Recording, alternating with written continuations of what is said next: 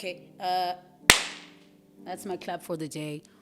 Welcome to 2023, ladies and gentlemen. My name is Sai Jones. This is not me starting this show, just so you know.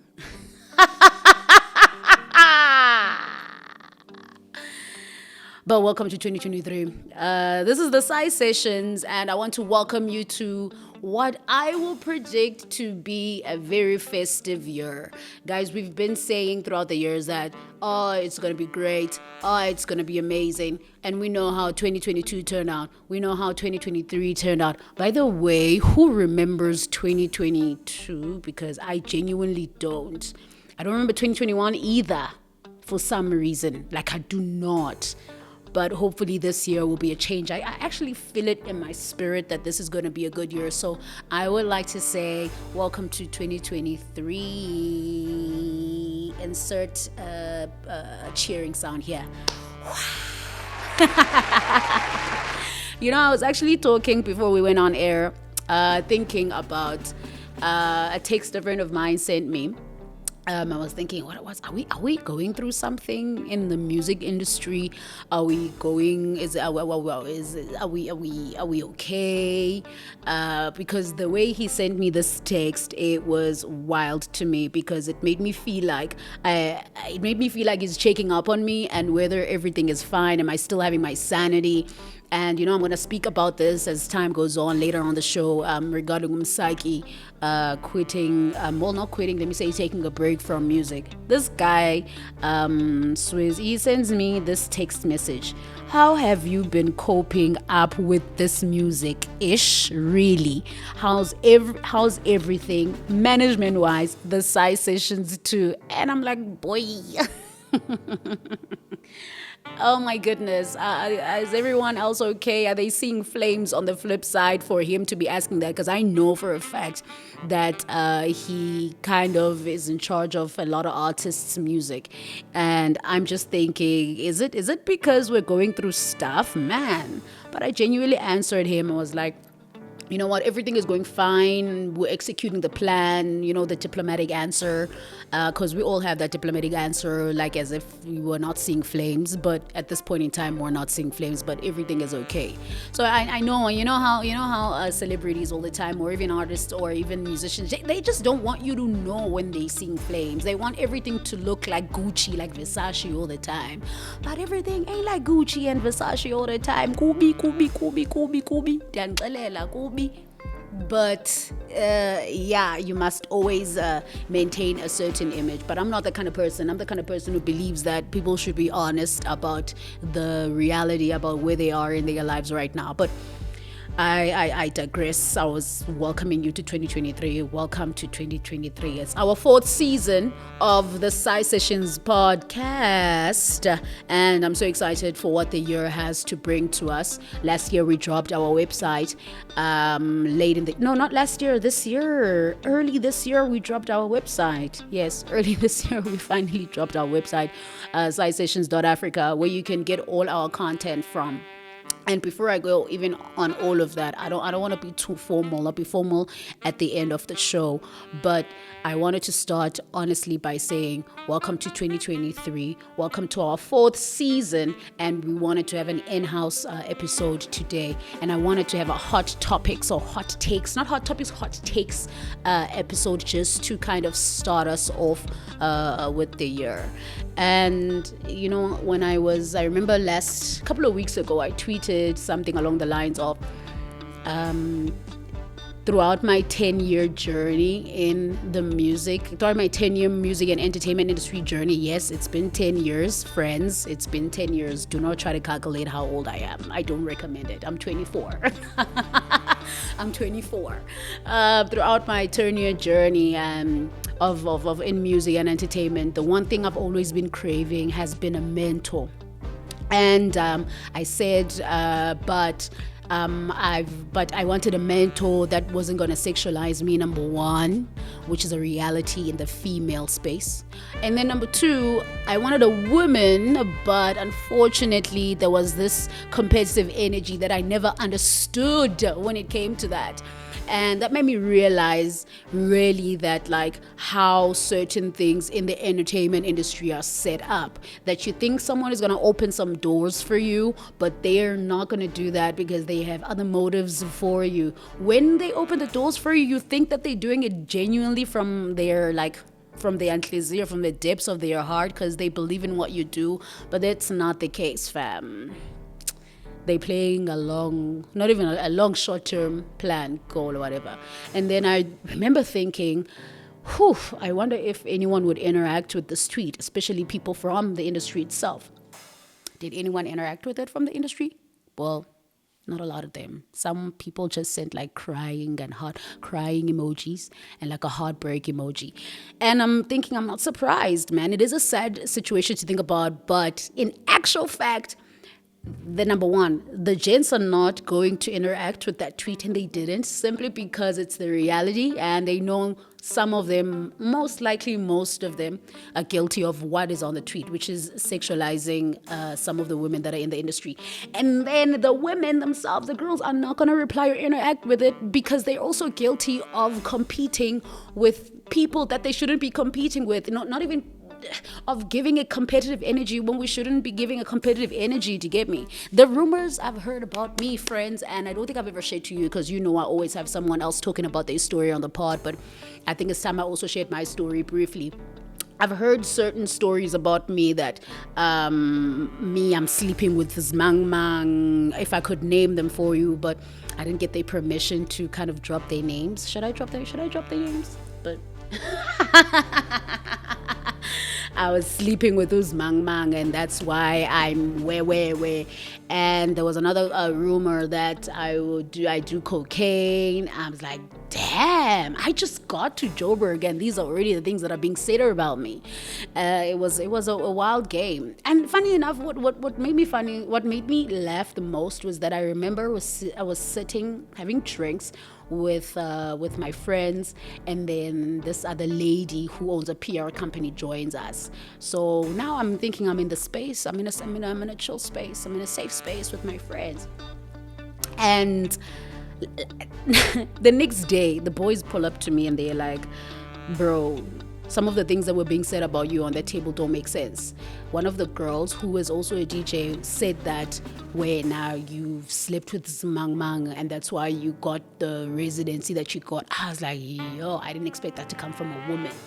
But yeah, that was the sad truth about that story. But we move on, we stop platforms because, most of the time people are stingy with their platforms, and it's okay, it's your platform, you don't have to explain anything to us. But mainly because a lot of people ask me about the side sessions, and I'm just like, I started the side sessions because, first of all, I felt like I needed to give support to some artists, especially young artists, that have not been given the support or even the platforms, and it's something I can relate to. That if you're not given a platform, start one, be a platform, and support some people where you can. And a lot of people are also thinking, what is the side sessions? I'm like, dude, I'm not about gossip here. This show is not a gossip show. Aksim Kosi, there's no Mkosi here. We're here to tell people stories, genuine stories from their mouths, and we're here to teach you here and there. Well, I'm also here to learn. You're here to teach you here and there about the business of music. But this is not a Mkosi platform. If you tune into the side sessions and you expect to hear Mkosi, that's not what you're gonna get. If whomever I'm interviewing or whomever I'm having a chat with on the show decides to spill some tea, honey, that is their business, and I like it when they spill the tea themselves. But we're not in the business of trapping people into Mgosi. For real. We're here to tell the real stories of the people that make your music, the authentic stories from point A to point B. Because I always think people sometimes look at Mac G's show and then, great job that they're doing. They're the number one podcast in South Africa, but this show and that show is not the same. It's not the same show. And I'm not even trying to be, Mac G's podcast. I'm not even trying to be podcast and chill. I'm trying to be side sessions. But if you're looking for gossip, this is not the platform. And funny enough, people sometimes ask me to comment about what happens in people's personal lives. And I'm like, not me, fam. I'm not here to be commenting on people's personal lives. We're talking about their business lives or their professional lives. Yeah, let's do that. Let's talk about that.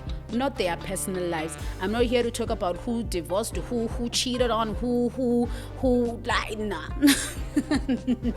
No, we're not. We're not that kind of space. So I wanted to make that clear also, just going forward, just because I've been getting those like comments on some dude. Umkosi P. Where? Not here. Not here. Those people are already dealing with a lot in their lives, so I choose not to be a contributor in whatever that they're dealing with. There's no mkosi here to be found anyway. Sorry to say that.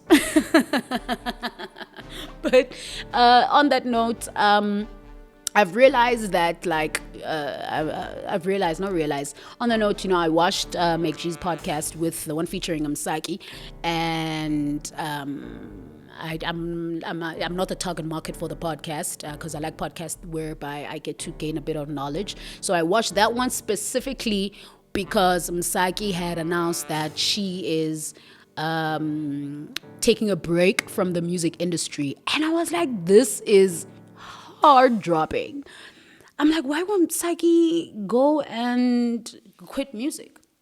It felt like so dramatic. And then when I watched the podcast, I found out how. Actually, shout out to Misaki. And I feel like some of the things that she was saying on the pod weren't dug into enough, because she made a comment about, and the comments that stood up to me the most was the one about live musicians and live music performances that in our space, in our country, have been kind of pushed and boxed into a niche that they're not recognized in the commercial space. And when it comes to, they can't make music freely because they've been boxed into a niche. And I was like, oh, that's something that does happen in South Africa. We do tend to box people and box things wherever we feel like it'll make sense to us. And she's like, they can't commercialize or make money from their music because they've been boxed into a certain folk live music niche.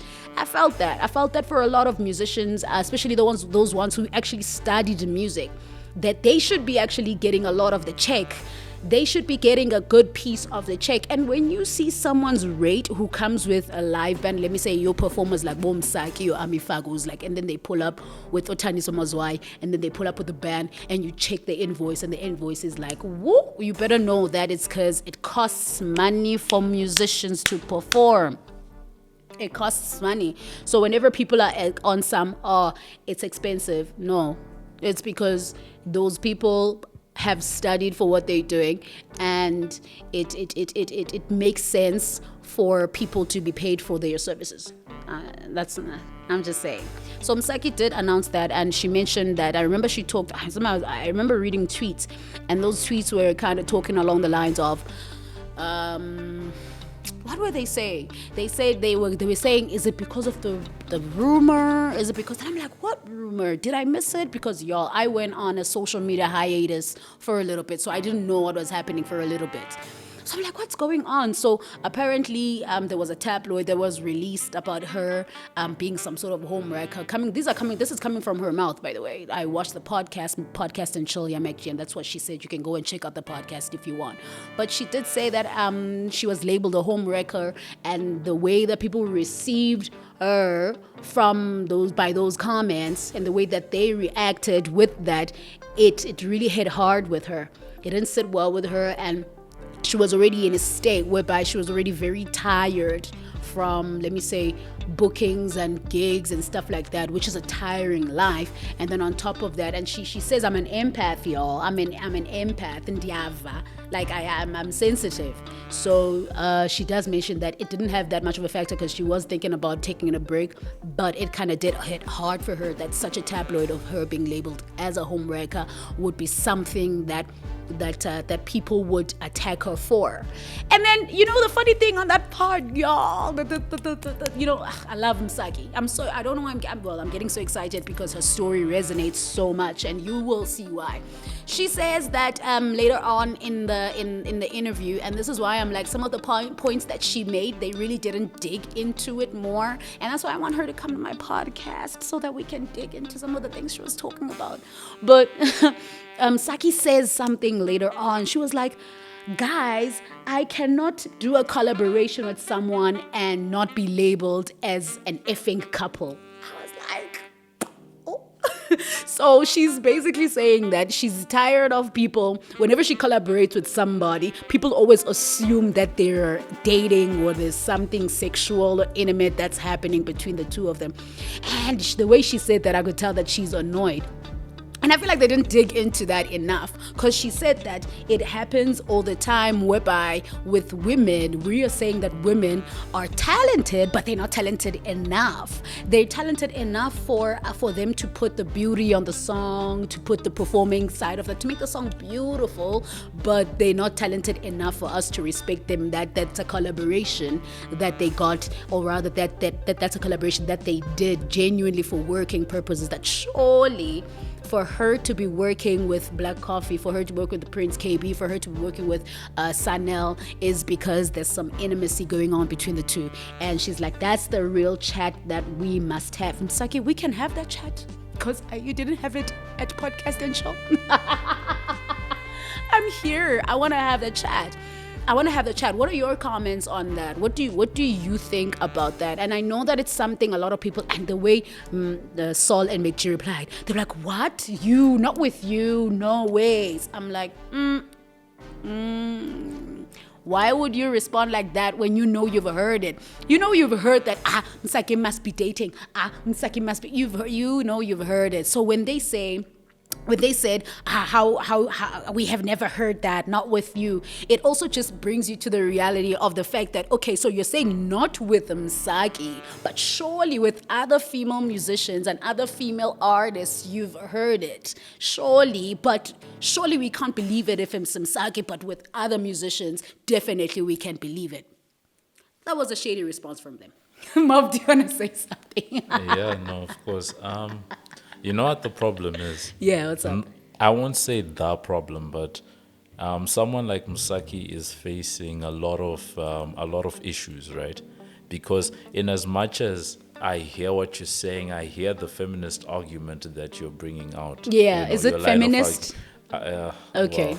Argument that's being brought out, because at the end of the day, right, what you're arguing against is the fact that it seems that women get treated unfairly when it comes to how they're judged when they collaborate with men, for example.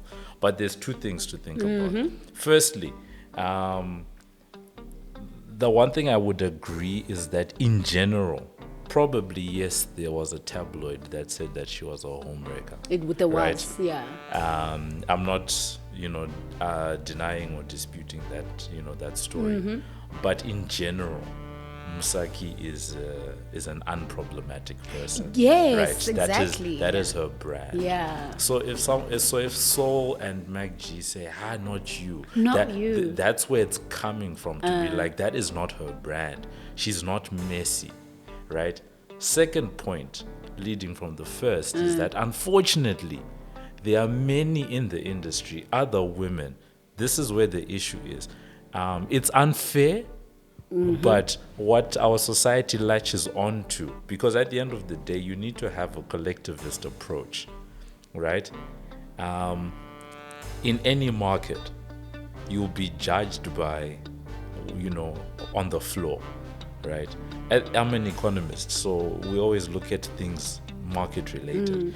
So in the market, right, we would say that you are judged by the lowest common denominator, right? And your lowest common denominator is messy. Yeah. They are sleeping with people to get ahead. True, that's right? true. That's true. And they are, trashing other women to get ahead. That's true. Right? So unfortunately, it's unfair that our society judges. It's very unfair. That's what I need to be acknowledged. Very, very unfair, right? But that is how things work. That you have a lot of people that would rather take the selfish approach as opposed to the collective approach, right? Because the selfish approach is, I don't care what anyone else has to say. Yeah. I'm going to do for me because I need to put food on the table for me. And if you look in the United States, for example, that's where some of this stuff, people are really leaning, into this stuff, right? Take who's this called? Take Lori Harvey. Yeah. Lori Harvey at the moment has just been linked to a new guy after the whole thing with, Michael B. Jordan. And the, what do you call this, after Michael B. Jordan. And the whole... She makes men sign NDAs, apparently. Yes, but what's been widely accepted is the fact that she's getting into relationships that are business arrangements, right? She links up with the guy because they know that as a couple, their profile is going to rise. So that's the other problem, is the fact that there are people that are leaning into that stuff, where people are dating to get ahead, and they are saying it with their chests, they're doing it with their chest. So unfortunately, when you see these perceptions, it's not like people are just doing it out of nowhere, or they're just imagining it out of their heads. There are people that are doing it, and unfortunately, it affects the whole market. It affects the whole market. But remember, I made 2 points on that. Because I said that, first of all, the way they responded, I get what you're saying, but the way they responded, it was as if, oh, it's not happening. How is it happening to you? Surely people are not assuming that you are in a couple with... Do you feel like she was being gaslit? Low-key. Okay. Low-key, I feel like she was. Because I was like, how? Not you. Oh my goodness, not you. I'm like, clearly it's happening and she is annoyed by it, and that's why she's bringing it up. It's obviously a thing. So, I mean, look, I did also say that, look, relating to my tweet, that also there are men sexualize us as women in the industry because we let them and we lead them on, and we do something about it. Like, we just, so sonke sawfela lonto ke ngoku, sonke sawfela lonto, like we're all gonna be cut under the same cloth or labeled under the same label. But I really wish in my heart, somehow, somewhere, that we would just treat each individual by their individuality. And I know it's probably not gonna happen, but that's one of the reasons why Umsaki said that she's over this this fame title, this fame hungry monster, that whenever something small comes out about you, that people are inclined to believe it as opposed to not believing it. And no matter if you're an unproblematic person like she is, you get me? So and it always happens with the women also. So that's the chat. Maybe I'm yeah, guys, I'm like, when you're an acquaintance with someone, you just don't want to like overwhelm them with, yo, let's do a pod. Like, you don't want to overwhelm them like, yo, let's do a pod when you're acquainted with someone. And I'm the kind of person is I gauge the right time, then I approach him like, hey, let's do a pod. But that's my take on that. And if you have a certain other take, please let me know about what you think about this whole Msaki situation, especially considering that she is saying that, no, I'm tired, I'm quitting music. And this also thing about women being sexualized, and us also women in the industry allowing these gents to also sexualizing us by giving them what they want, which never made sense to me, by the way. Like, if you want to sleep with somebody, sleep with somebody, but if you want to sleep with somebody just to climb the ropes, that doesn't make sense to me, because they can choose not to give you what you want.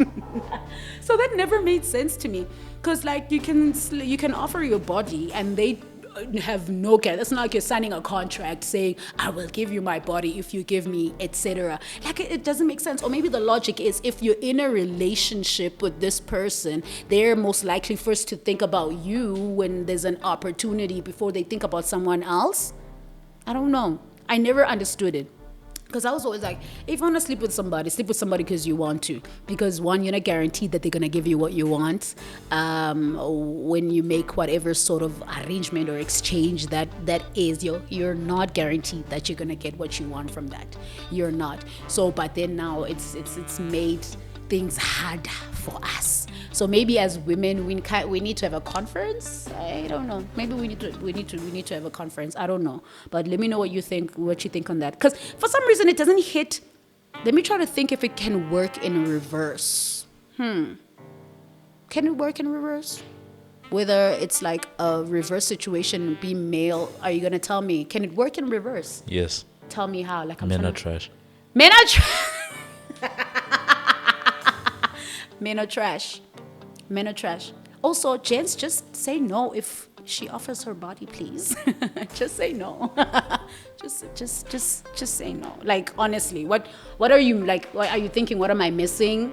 Like, honestly, what like pussy's everywhere, bro. For real, like pussy's everywhere. So you can get what you want. Think about who you are in that position. Like women, if it's entertainers especially, women literally throw themselves at you. So, but Nati as women, let's just try not to give them what they want. But you know what? I'm happy about this new age. It's that like social media is dictating where you can go. Like there's no longer that exchange thing. It's not as big as it was. That thing of those what do they call them? Bedroom meetings. It's no longer as much of a thing now because anything can happen with the social media age. Literally anything can happen, and I'm happy about that, and also sad at the same time. Actually, Mob, do you know? No, wait. Before that, I was actually going through my timeline on TikTok, and I realized that I'm on my TikTok timeline. I don't know how, but I'm on lesbian TikTok. I don't know how. I have no idea how. I'm on lesbian TikTok. I'm on food talk. I'm on music talk. I'm on Christian talk. I'm on music business talk, and I'm on holistic business TikTok. So now a lot happens on my TikTok, especially regarding like these conspiracy theories that are going on in the music industry, and I honestly kind of thought about that in the South African context as to what conspiracy theories exist. I mean, the conspiracy theories that are happening in Hollywood are so like they're claiming that people are drinking people's blood to get famous. People are selling their souls. We've all heard that one. Then there's the Illuminati. Then there's that one too. And I'm thinking, has rumors of sorts like this come out in the South African context? And then I was thinking, I wonder if I've heard of anything like that. No, the things that I've heard about, like, they're not really conspiracy theories. It's probably some rumor, which is probably truth because someone saw them do it, probably doing a line of cocaine in the club, but like, that's whatever. We've all seen that. Like, it's not, but I realized that a lot of conspiracy theories exist, especially when I saw this one on my timeline. And I think this is an African prophet. He prophesied that Beyonce is going to die because she's been doing a lot of evil stuff lately. So now it's time to pay. And I laughed. I was like, okay, so people are really literal about these blood drinking conspiracies that people in music do. That how did they get famous so fast? And then, but because in my mind, when they say sell your soul, it can be perhaps spiritual, but more in the literal sense of selling your soul to, let me say, the music industry itself, because they will always be finna making money through you, and that's their point. We always want to make money. So when you sell your soul to making money, that you will never rest. You will always meet their needs. That's literally what it meant, that you'll meet their needs, and sometimes you're not going to get what you want. You're not going to be able to do what you want. So you literally sell your soul. That's how I took it. So now the spiritual side of people are like, it's literal. You are making a deal with the devil and you are drinking blood. I don't know. Do you guys believe in that? Do you more believe in that? Do you believe in those conspiracy theories? No. None of them. Not to say none of them, but I don't think it works. The selling you, Yeah. which one? Because I talked about two. Because one, I think that the selling your soul part is just being a slave to the music industry, like just signing contracts that are gonna basically make you not own your life anymore. As for the drinking blood rituals, no, but that's what I'm saying. Oh, like, yeah, okay. I do believe that there are people that, if that's what we're gonna call it, selling your soul. Yeah, I do believe that some people, have let themselves go, your morals, all of that stuff. But is there? I don't really believe they are, about in the Illuminati and all of that stuff. What I do believe in is that there's probably people controlling things who in the run background. the world, ne? Yeah, I believe like, that too. I believe in more of a mafia thing. Yeah. I don't really believe in the Illuminati thing, because I really don't think drinking people's blood is going to do anything. But And killing babies, sacrificing babies. yeah, I don't think that stuff does anything. But I do believe that if there's a big heavyweight, let's say an A&R at one of the majors, Yeah. Sony, Warner, Universal, whatever it is, Yeah. you know, puts the word out on the street to say, you know, we don't fucks with Psy, then it's late. Then it is late. That stuff I believe in. That because blackballing stuff that's- is real. Yes, because that stuff happens. That's practical stuff. People always want to protect their money, and if they get, you know, certain signals or orders that we're not messing around with XYZ, then they always just capitulate and do it. That stuff I believe in. But you know, the drinking blood, bruh, drink all the blood you want. What about cloning? The cloning chat, What do you mean? the cloning conversation that I believe that that's actually a conspiracy theory that I believe that some musicians and some actors, maybe more musicians, I believe they cloned.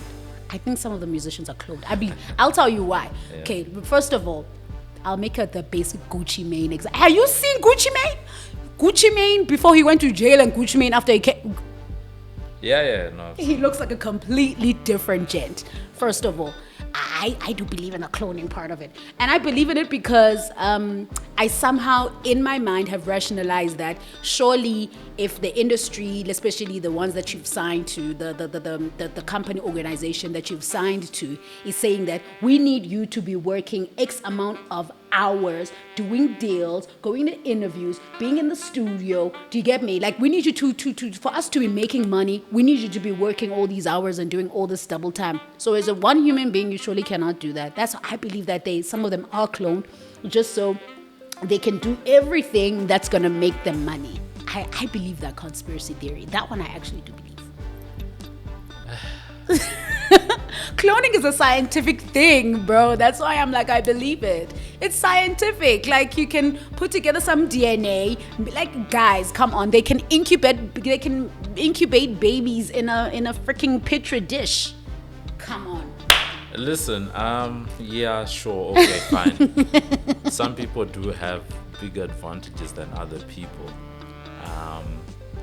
Is it possible that some people have body doubles? I can definitely see it. Like, what do you mean I a body double? Like a doppelganger, like someone who looks like you? Yes. Okay. Yeah, that stuff I can see it happening. I mean, if an entire movie industry is able to is able to have an entire sector dedicated to body doubles and stunt doubles, that type of thing, then sure, if you're a celebrity and you really want to have look for someone who stands in your place every once in a while.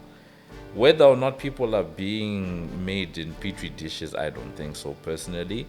But, you know, maybe I'm not rich enough to have access to such services. Maybe that's my problem. Maybe we're not rich enough Maybe to have we're not, access to. yeah, maybe we're not rich enough. Or even, what I would say white enough, because I believe that white people get invited to secret societies like the Illuminati. Yeah, but I think it's, as much as we can throw the race aspect inside, I think it's more a financial and economic, what do you call this? Economic advantage, you know, type of thing. You know, that's the, what did I want to say? I think there's a bigger conversation that needs to be had where life is unfair. Life is unfair. Let's put that on the shelf. Life is unfair. Okay. You're I want right. to see where you're going with this. And in life being, you know, unfair, we need to accept the fact that some people will succeed, you know, more than others, right? But the world, I remember when I've told this story before, when I got to business school, the head of the business school told us, in business, whether you like it or not, there tends to be an element of serendipity or luck that's just involved. You can be brilliant, but if you're, let's say for example, if you are brilliant and let's say you're brilliant and you understand digital music, but it's the year 2002, 2003 when Napster is being shut down, then you're not going to do well. But if you're brilliant in music, and especially digital music, and it's 2017 and Spotify, Apple Music, Boomplay, all of those are on the rise, then you're gonna do well. Do you understand? Yeah. Like, there's an element of time and place, there's an element of luck. of luck, right? Of luck. So we need to accept those things. Some people are just more fortunate than others. And once you get to a certain place, life is about compounding, right? Some people are really good at, once they've gotten that good fortune, they can capitalize on that fortune. Yeah. And do better. Coming back to where I started, I think we need to have a conversation as a people and just accept that others are just successful. I like here. Yes. This whole thing of, he must have a snake, or he must... No, guys. This person was just in the right place at the right time. They had the right skill set, and they've done the most with their skill set. Right? I must have a snake. It's like saying Maporisa has a snake. A snake. Right? No, Maporisa Yet ain't got no snake, Maporisa, well, there's few people in the industry that work harder than Maporisa, that have put out as much stuff. Maporisa works hard, fam. Maporisa works hard. Like the body of work, the amount of stuff that guy is putting out. Whether you're gonna sit and say, he must have a team. Okay, great, he's got. Then him and his team are doing well. Yeah. Right? Then. But you can't then sit and say Maporisa has a snake. Guys, no. But honestly, this snake chat, like, surely it's real somewhere in South Africa or somewhere in Africa, because no. It's a chat. It's a real chat. It is a chat. Yeah. In our African traditions, yes, people do believe in elements of witchcraft and all that, but we can't, as people,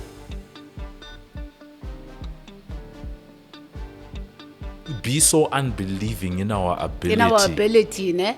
that when you see someone succeeding, then you must think it's a snake. It's a snake.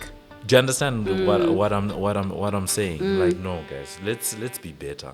Because the reason I'm saying that is the judgment. We don't judge people equally, right? So, for example, within the context of this country, for example, if you see a person of the fairer persuasion, doing well, then you'll be like, they're white, great, right?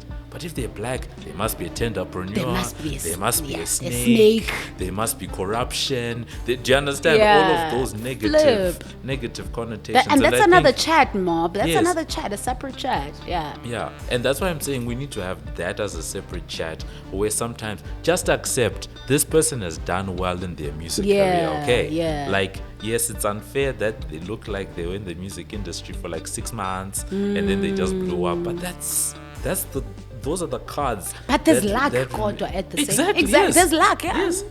Yes. Yeah. It's not everyone that's gonna get Drake to like their thing and then things blow. No, No, Bele, this snake chat, and that you mentioned it. I actually thought of a TikTok that I saw. This guy is having an interview with this woman, and this woman goes, "If you put water on me, I'm going to turn into a snake." And she's like, she has a spirit husband, and her spirit husband won't allow her to be with any man in the physical, just because if that happens, one, they will surely die, first of all. And if you pour water on her, she will turn into a snake. Oh my goodness. I really wonder where this snake chat came from, whether someone has a snake chilling somewhere. And, I remember, see now, I remember when AKA made a comment when he broke up with Bonang. When he said something along the lines of, "I've never seen her hair. I saw rocks somewhere, stashed rocks." I was like, "AK, what you trying to say, boy?" Like, Bonang is not a hardworking bitch. Like, come on now. Flip, people that turn into snakes. That's wild to me. That's wild. I wish that someone had poured water on her so that I can see. Is she really for real gonna turn into a snake? She really for real. But some people who are also on the spiritual side, they are very much into this thing. They really, really believe it. And, I'm actually thinking about another thing remember Kanye Mbao also recently said something. She was like, she said something along the lines of, you guys don't have gifts. Not, why are there so many sangomas? You guys don't have gifts, you just have anxiety. She's a queen.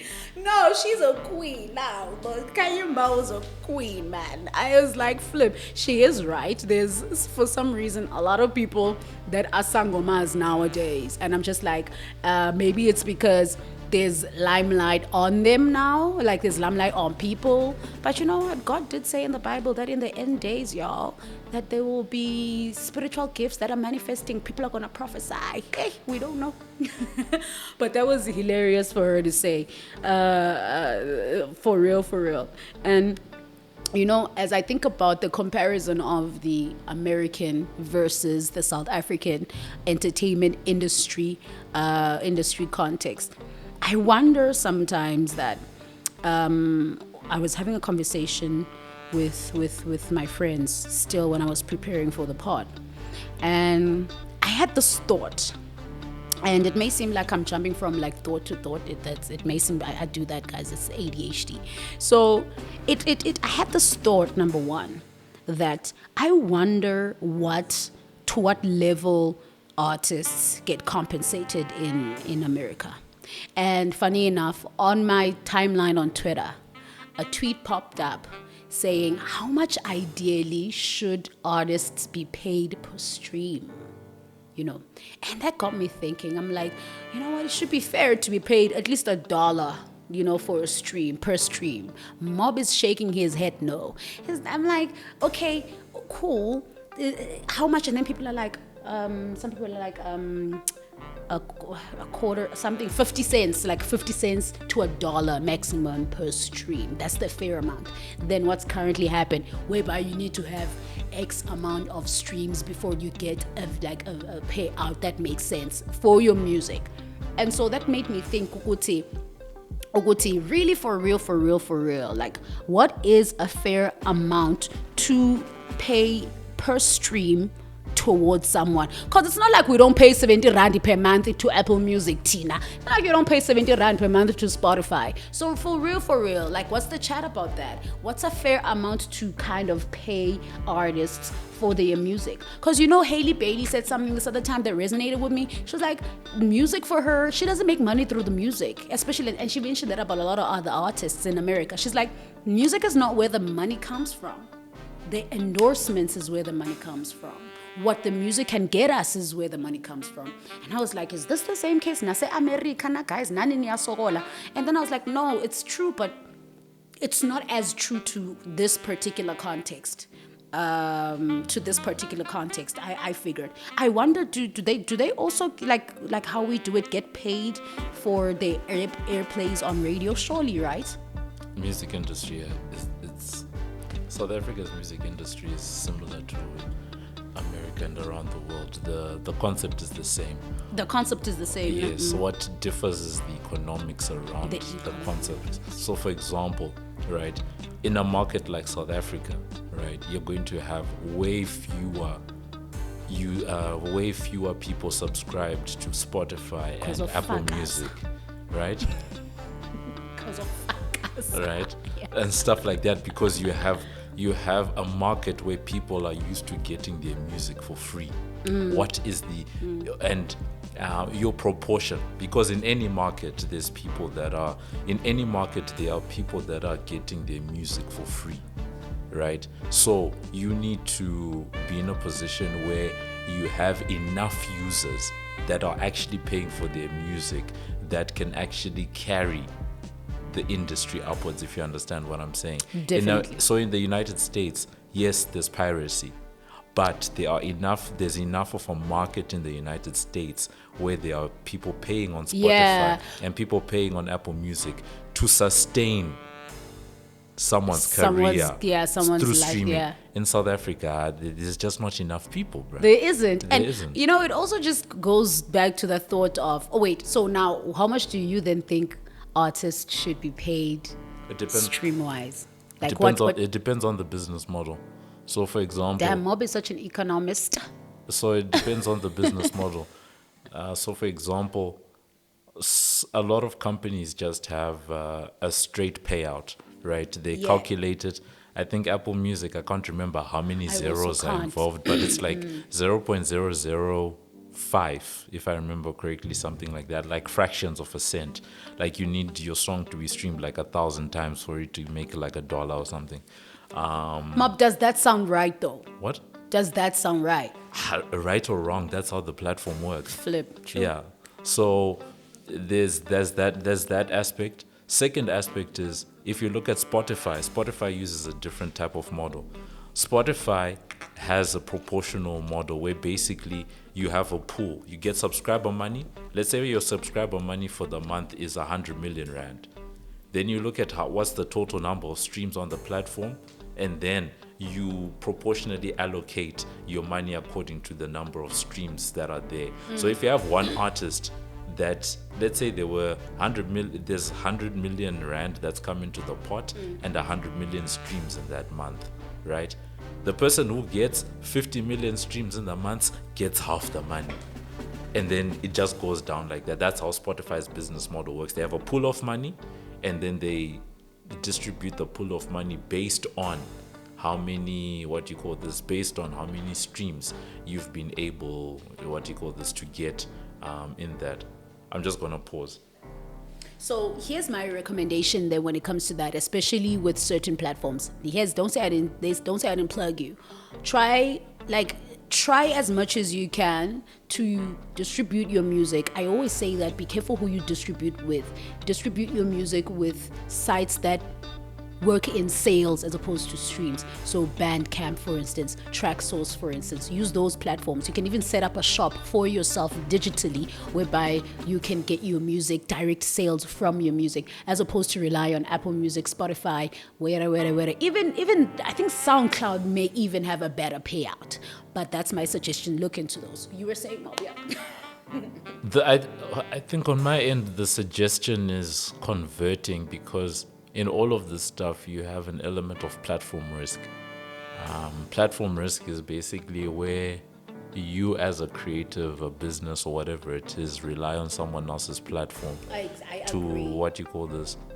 For your business. Yeah. Right. Now, if you're gonna have, what's the word I'm looking for?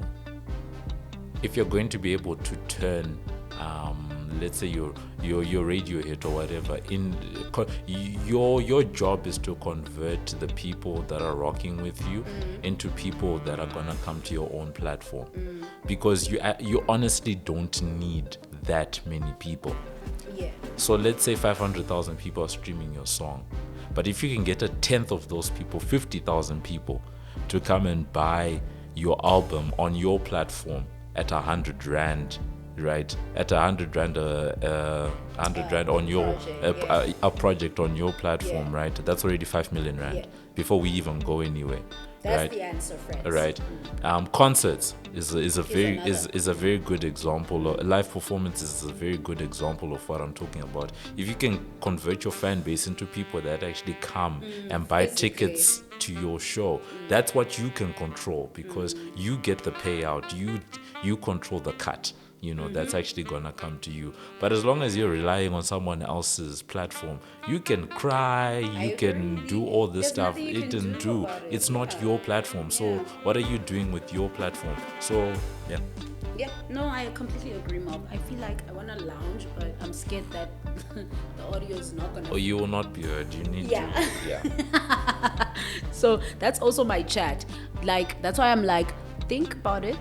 When you distribute, don't just distribute just for the sake of distributing. It's always nice when your music can be heard through multiple platforms, and the level of resource that Spotify, Apple Music, and them offer is great, yeah. But think about whether you're trying to monetize or not. Then look at platforms where you can make money for real, where you can make money. So it's better to have people purchase your music, I personally think. So look into Traxsource, Bandcamps. Just look into those. Thank me later, please. Look into those. And I know sometimes we use a company to distribute our music, and sometimes it's always best to kind of gauge what kind of what you're looking to get out of this distribution. Some people really don't know how to distribute for themselves, but I really need you to look at how you distribute for yourself first before you get any other subsidiary distributing on your behalf. I mean, look. It's nice to have Africori, for instance, distributing on your behalf, but is it working for you though? Do you get me? So personally, I wouldn't be sure if Africori doesn't have access to where I can get my music sales. Like for instance, I know for a fact that for Bandcamp, like a song can be $1.50. I know because I buy music from Bandcamp. I buy music from Traxsource. It can be $1. I buy a song for $1, and that dollar comes to you. They take a small percentage. So like if that's the case, then maybe try to think about how you can convert your market towards listening to you over there, or at least like Mob said, converting your people to trying and purchasing your music. Because guys, if we continue relying on other platforms, says our lamba, and I realized also that because I was also thinking. Really, number one, what is a fair amount to pay for streaming? I mean, to get dividend from streams. Do you get me? So it really seems unfair to some extent. And then I was also thinking, as a DJ, you either submit mixes or you get requests for mixes. And then in my mind, I'm like, there are organizations which have requested me to do a mix for them, and they've paid me for them. And there are organizations which have requested me to do a playlist for them, and they've paid me for them. And then I was like, in my mind, I've done so many radio mixes on request, not on submissions, and I never even got a cent from it. And then I start thinking, why am I not getting compensated for my work and my time? You know, I was like, why am I not getting? Should I be getting compensated? If, like, especially with the commercial radio stations, if I'm getting compensated by these organizations to do a live mix for them, or even to do a live mix, to do a playlist for them, they pay me for my time and energy and my mental resource. Why shouldn't I be paid by a commercial radio station to do a mix? And then the argument is, first of all, it's a platform where you get to market yourself. Then the other chat is airtime is expensive. And then I'm like, okay, I hear you, but this is my time, my energy, and my content at the same time. So I wonder what would happen if we all refused to submit mixes, or we all refused to license, to play mixes for free. What would happen? No, for real, what would happen? For real, because it's not like they don't need the content as well, and it's not like they don't have budget for marketing as well, because it's like saying that take it or leave it. I get take it or leave it, and like Mob said, that it's their platform, they can run with whatever rules that they want. But one day, if we decided sonke, we're gonna say no, I charge for these services, what would happen? Do you think that we should be compensated as DJs for playing mixes and playing music and working and doing mixes for radio? Do you remember what I said about the market earlier on? I did. I just quoted you. Yes. So. But they need the content, don't they? No. Yes, they need the content, but unfortunately for you, there is an element in the market that is probably still willing to give away their mixes for free. Yeah. That's what you're competing against. Yeah. So the radio stations will just publicity? Be like... The publicity part of it. Have we not spoken about this exposure? The exposure thing. Yeah, no, it's not a chat. So I think that's where the, what you call this, that's where your biggest issue is. The fact that, okay, to be like, okay, cool. Sai wants to give Sai wants us to pay. It's fine. We'll just find someone else who will do it for free. That's why I'm like, what if we just all said we charge for this? Yes, but you see, the thing is, remember what I said to you earlier on the collective versus the individual. Yes. Yeah. People in economics, we say that people work in the self-interest. That is the base assumption. People work in the self-interest, and as long as people work in the self-interest, then it's unlikely that you're going to get DJs and musicians to band together to say we're gonna do this. If they do, then yes, you can take the market up. I so wish. I so wish. I so wish. But you know, that's why it's also then we should just think about starting your own platform, for instance, and gaining those followers so that you have the upper hand. As soon as they say, hey, may we, and then you go, I'm not getting anything from you. Hopefully that will happen in our context. I really, one day, shushu day, we would all just say, I charge for the service, because honestly, it's your time. That's a full set. Do you understand how difficult and annoying recording a mix for radio is? Do you understand? First of all, for some reason, some of these radio stations expect you to have a full setup, the CDJ 2000s and a mixer in your house. That setup costs 200K, and at the same time, people expecting you to do pro bono sets. When are you gonna get to that 200K so that you can be able to record these free mixes for radio? I mean, I get they chat, and that's why I'm not complaining.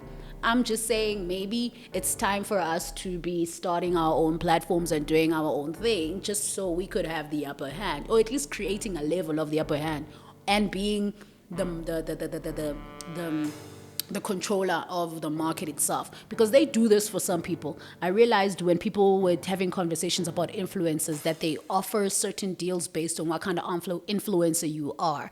That this guy also said, me personally, I don't do unwrappings, unboxing for PR package unless they are paying me to do that, because they want access to my platform. That's what he said. I was like, yeah, that makes a lot of sense.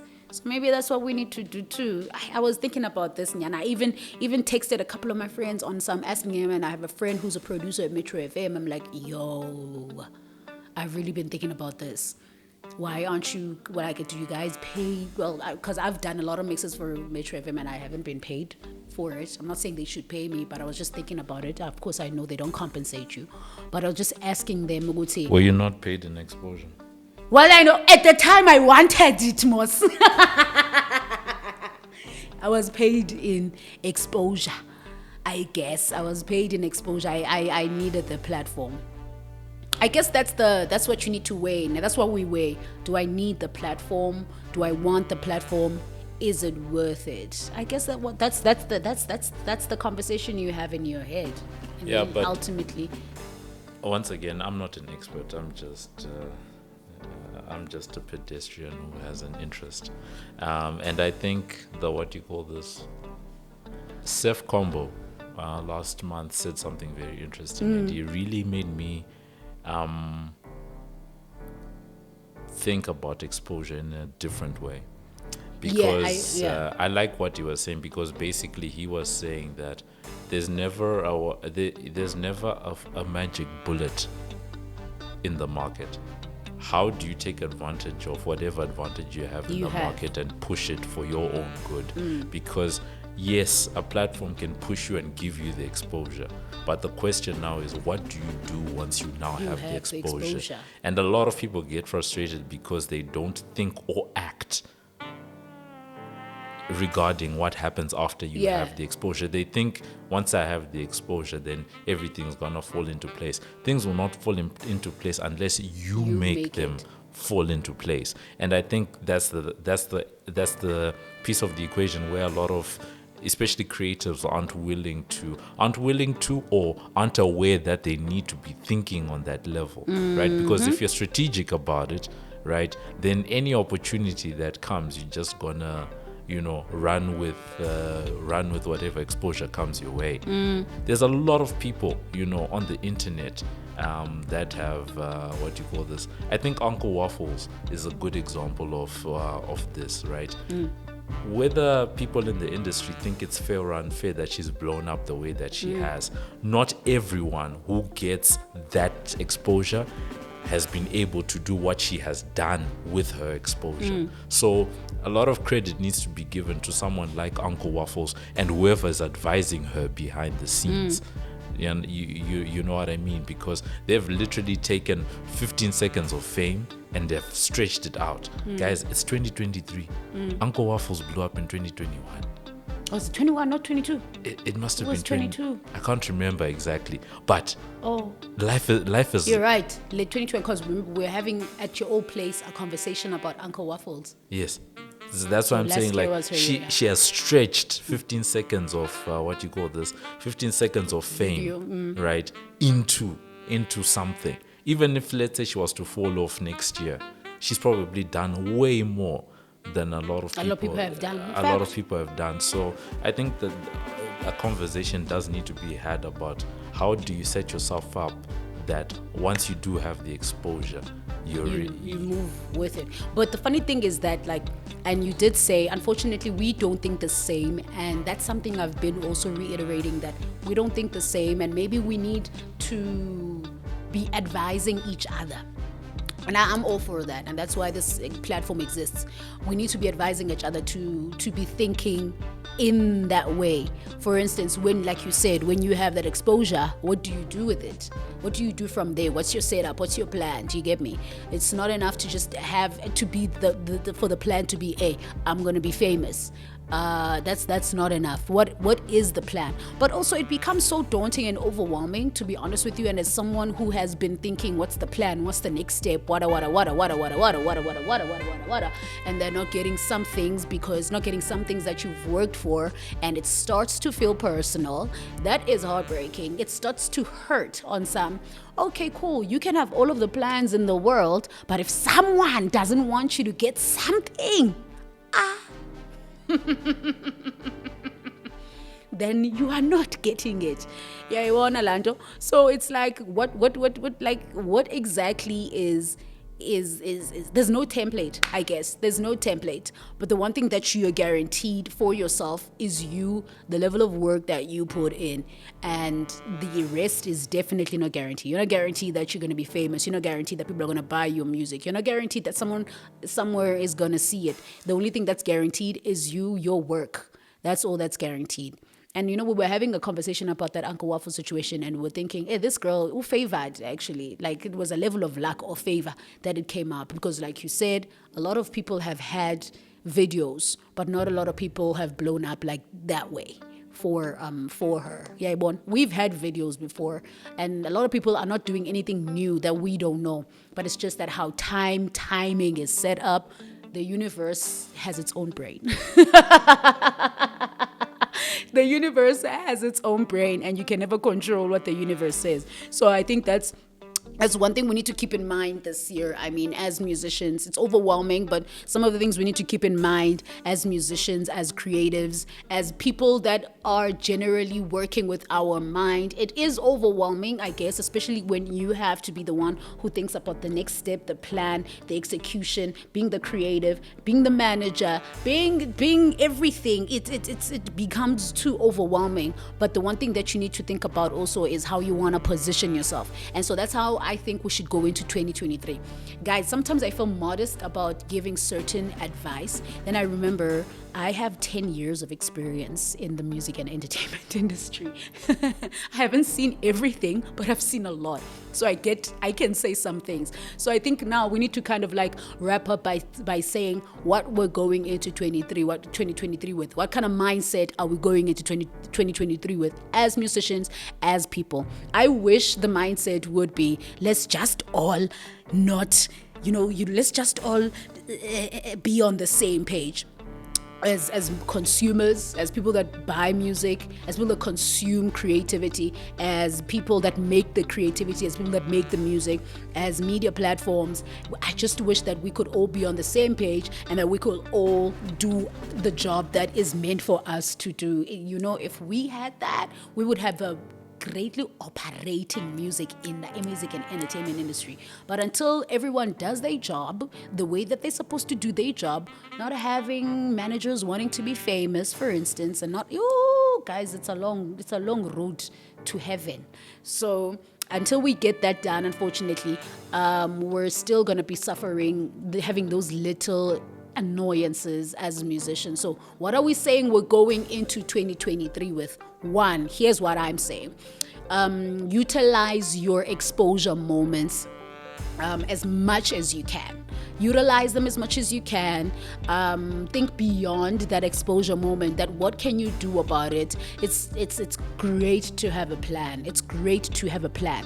And also, my other one, think about putting more work onto yourself when it comes to your music in general. Just go ahead and look and look at where you distribute so you can make money. I hate seeing musicians struggling, you guys. I see it all the time and I don't like it. So look at where you can maximize your music at. Look at the kind of relationships that you have. I think that's a big one for me, because I had to reevaluate the kind of relationships I had, because you know everybody, but everybody that you know is not for you. That's what I learned. Everybody is not for you, yet you know everybody and they seem as though they are on your side, but they're not. What else are we going into 2023 with? I did write this down. Let's believe in other people's work. Just going back to that Msaki conversation of, guys, we know that the trend is that some people offer their bodies to get what they want, or some people ask you to offer your body to get what you want. But let's think beyond that. Let's believe in people, their work and their music. Let's just believe that. Let's believe that they can do it. Let's also believe in ourselves that we can do exactly what we can to get what we want. Let's believe in ourselves, and maybe we'll create this industry we want to exist in, and relax on having so many people quit music. Gosh, damn, guys, do you understand? Msaki quitting music, that's a big deal. That's a flipping big deal. So we can't be ambushing our beloveds, people that offer music to us, and I think about Ricky Rick a lot, and the situation of him taking his own life. And I sometimes think, flip, Ricky Rick, what must have been going into his mind, And as a creative, I was just thinking, maybe he was feeling so overwhelmed about giving, and always giving to people that are, first of all, not grateful and will turn at your back. They will turn at you the second that they see a tabloid about you, that you're like, I don't want to exist in this world whereby I give my creativity, I give my blood, my sweat, my tears to a people that's going to turn on me tomorrow. Nah. So I sometimes think about him and I'm like, oh. But yeah, man, I think I want to wrap up now. I don't know how long we've been on air. But I think I'm ready to wrap up. And those are honestly, what we're going to be going into 2023, what I recommend you go into 2023 with.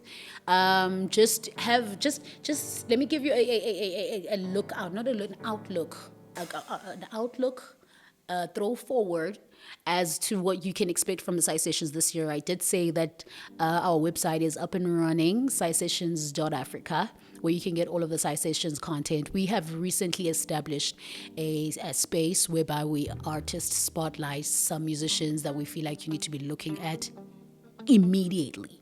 And some of these artists may not be able to appear on the podcast, and that's why we have the artist spotlight. And if you want to get involved, go to the website, send an email, send us your work, and then we'll see if we can do a spotlight on you as a musician. That's what the platform, that space exists for.